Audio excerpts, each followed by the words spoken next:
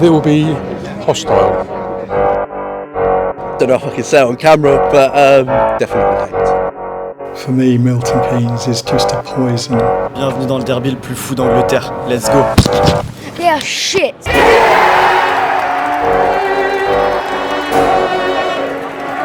And it's a stain on English football.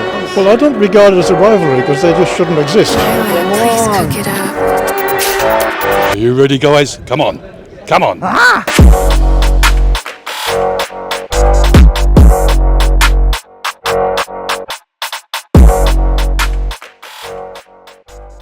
If you told the Wimbledon story, I think people would see it as a football fairy tale because they say it's impossible.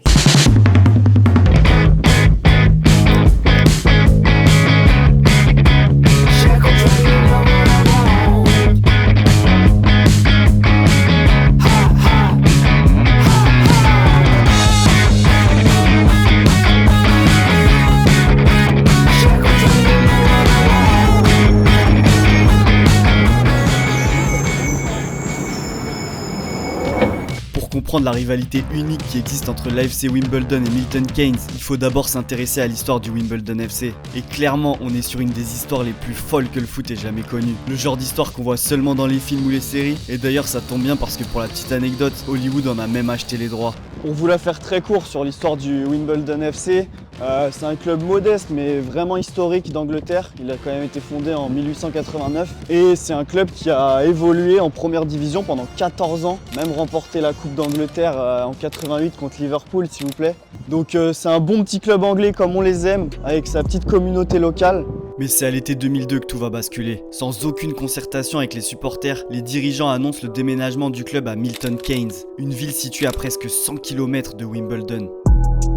Pour discuter de tout ça, j'ai rencontré Terry Eames, ancien joueur et entraîneur du Wimbledon FC, et Eric Samuelson, président du club pendant plus de 15 ans. It was a betrayal. There's not many people like us that have basically had their club torn away from them. I felt something had been taken away. My wife lived in Wimbledon, and it was just part of our life, and that to be taken away, and there'd be nothing here, a great void. And it wasn't an option for you to follow the club in Milton Keynes? No. Why? One, it's 70 miles away. That wasn't happening. Couldn't afford it. And because it wouldn't be our club. Mais alors pourquoi le club a-t-il décidé de déménager aussi loin de ses terres? Money more than anything else. Faut savoir que le stade historique du club s'appelait Plug Lane et qu'ils ont dû le quitter en 91 parce qu'il n'était plus aux normes du foot professionnel. They were homeless in many ways. They sold off the old ground, which was only about 400 yards down the road here. They sold it off. They had to play at Crystal Palace. Parce que dans les années 90, Wimbledon c'est un club qui évolue en Premier League avec une équipe assez iconique qu'on surnomme le Crazy Gang. C'est une équipe de fous furieux avec un jeu très rugueux et une efficacité redoutable. Enfin bref, pendant plus de 10 ans, le Wimbledon FC squatte donc Selhurst Park et paye un loyer à Crystal Palace. Et la conséquence de tout ça, c'est que le club ne touche presque aucun revenu les jours de match. Ce qui a entraîné un manque à gagner considérable, surtout pour un club modeste comme Wimbledon. En 2000, l'âge d'or du club touche à sa fin. Wimbledon est relégué en 2e division et c'est là que les ennuis commencent. Parce qu'avec les problèmes liés au stade, ajoutés à une gestion financière loin d'être exemplaire durant ses années en Premier League, le club se retrouve au bord de la faillite en 2002. Et c'est précisément à ce moment-là qu'un consortium mené par l'homme d'affaires Peter Winkelmann propose une solution radicale. Déménager le Wimbledon FC à Milton Keynes, une ville nouvelle, économiquement dynamique, qui promet au club un avenir prospère, avec de nombreux investisseurs locaux prêts à s'engager. Et d'ailleurs ça tombe bien parce qu'à Milton Keynes, en plus de vouloir une équipe de football, on vient tout juste d'inaugurer un tout nouveau stade moderne. They've built a 30,000 stadium. You can't build that for a level 9 club. So they decided to try and take somebody else's. They asked Northampton Town, asked Luton, asked Queen's Park Rangers, they asked Watford. But we were vulnerable. We were available, and the then owners said, okay, we'll come. They used to have a team called Milton Keynes, and they bankrupted that because they didn't want to start at the bottom and work their way up. They wanted to buy in a professional football club. La controverse fait du bruit en Angleterre, mais le passage en force est acté à l'été 2003. Le club est officiellement déraciné loin des siens et de son histoire. Il change même de nom un an plus tard et devient Milton Keynes Dons. The English FA and the people from Milton Keynes stole our football club. They stole its name, They produced a big brochure saying a unique solution to a unique problem. Every single promise they made in that was broken within 18 months.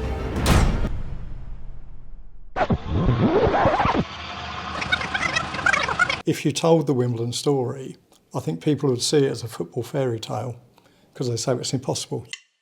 Mais impossible n'est pas Womble, parce qu'après ce déménagement horrible, les fans de Wimbledon écœurés ne se sont pas laissés faire et ont décidé de fonder un nouveau club qui voit le jour en à peine 6 semaines, l'AFC Wimbledon, un club qui appartient à ses fans. The owners of the club are the fans, right? Yeah, we set up because we didn't want this happen again. You know, like an owner just deciding, okay, we're going to move elsewhere. You know, we don't want that to happen to our club again. So that's why the Dons Trust is there.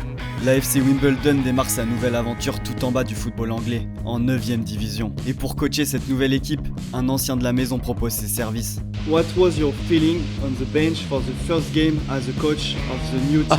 It was fantastic because, you know, we went at such a level where they just had string round the edge of the pitch, really, and to watching the game. And then you got 5,000 people turning up. The fans loved it because it was just back to their roots again, but they got a team to support. You know, we were people who had never run a football club, had no idea what we were doing. The first year probably we were a complete mess. We got so many things wrong. But if you have love and passion and energy, then you learn and you put things right, and it ended up with this, which... That's how we started. We were at the lowest level of the pyramid, but we had a dream and we had a passion and we had that fairy tale belief. And the fairy tale belief was that at one point this club will resurrect and be back in the Football League. Et ce miracle a bien eu lieu, parce qu'en à peine 10 ans, l'AFC Wimbledon a gravi les échelons du foot anglais pour se retrouver en 4e division, dans la même ligue que son frère ennemi, Milton Keynes. It's a kind of revenge, right? It is, yeah.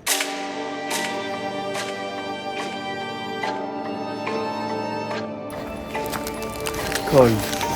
And this club is a phoenix from the ashes, and now they're playing the people that burnt them. I don't believe in what they've done. I don't believe they're a club. As far as I'm concerned, they're just an entity. They represent an awful lot what's wrong with football and what that kind of monetarisation, the kind of ignoring where football comes from. They stole our club.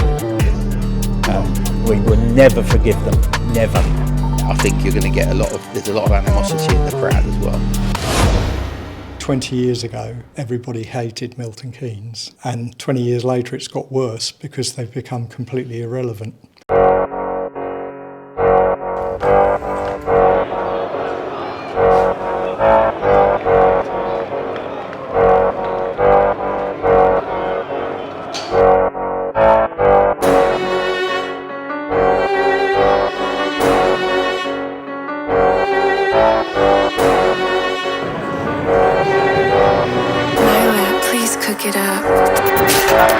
Coup d'envoi dans 15 minutes, c'est parti.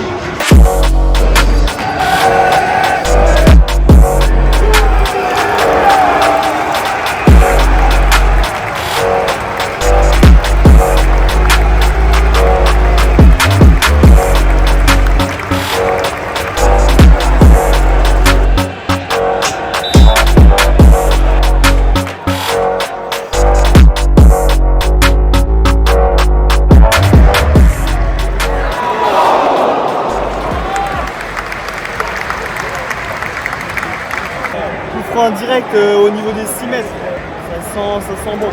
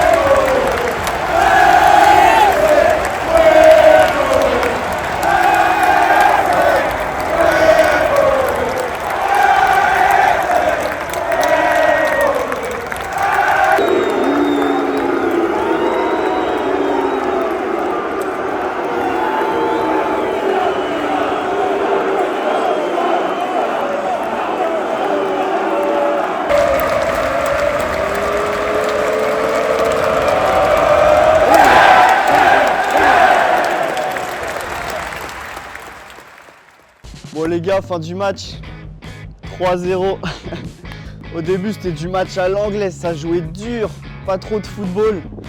Et après il y a eu une fin de match de zinzin, 10 minutes de temps additionnel, 2 buts, une ambiance de fou furieux. Gros kiff et ça fait grave plaisir. Voilà, on a vécu le non-derby entre Milton Keynes et Wimbledon. Et pour ceux qui se poseraient la question, il y a eu pas mal de chambrage, mais franchement l'ambiance elle est très familiale et vraiment bon enfant. Bon, on l'a vu, l'histoire de l'AFC Wimbledon, elle est vraiment incroyable. On peut même parler de revanche du siècle. Mais il y a quand même une question qui se pose. Avec un modèle aussi vertueux et des moyens relativement modestes, comment envisager l'avenir dans un football toujours plus mondialisé? You can't go on forever like it, I don't think. You can't go up and up and up because you haven't got the money. You can go so far and then you hit a glass ceiling. You hit a barrier. I'm not sure whether they get to the Premier in the format because it's the big money that gets up to there. You know, you're paying millions and millions of pounds for players. Depuis 10 ans, le club oscille entre la 3e et la 4e division anglaise, ce qui semble pas être rédhibitoire pour les supporters. You've just got to be satisfied with. If we go up to League One, great. If you have 1 year in the Championship, very lucky. I had my happiest times when we were playing non-league. When we were non-league, it was happy. Mais en 2021, le club a célébré son grand retour dans un stade flambant neuf, là où tout a commencé, à Plug Lane. Un stade qui a endetté le club à près de 10 millions de livres. The big question for this club now is, and it's a democracy, so the fans will decide, are we satisfied with the best we can do, which I think is the Championship, or do we want to join the Premier League? In which case we need to sell the club. If we do that, I will stop coming. But I suspect that won't happen in my lifetime. Et une proposition est actuellement en discussion, inspirée du modèle allemand. Les fans détiendraient 51% des parts, restant ainsi actionnaires majoritaires, tandis que les investisseurs externes auraient eux 49%. What do you prefer? I suppose I would like to see the club grow. I mean, a fan-owned club can't last forever. There's just not enough money. I suppose in the end I would like to see the club grow in whatever way it can. And we'd never agree to let somebody come in and buy control of the club. It just won't happen, and if that means we have to stay at a low level, so we'll just do the best we can. You don't get this at many clubs. The higher up the league you go, you don't get it. It's mostly the teams nearer the bottom or non-league. They're the ones that have more of a community-based spirit, I feel. I don't watch the Premiership, I don't enjoy the Premiership. I think it's boring. This is a result of the work of 100, 200, 300 people. The reason people love it so much, I think, is that they all feel the sense of ownership. I've got so much praise for them for what they've done. We feel emotion when you... I do, because it is emotional, because it's one of those things that I don't think it'll ever happen again. And to be part of that was immense, and it was a big part of my life.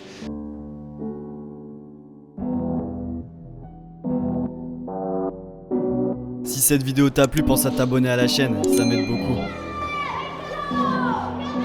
Come on, Wonders!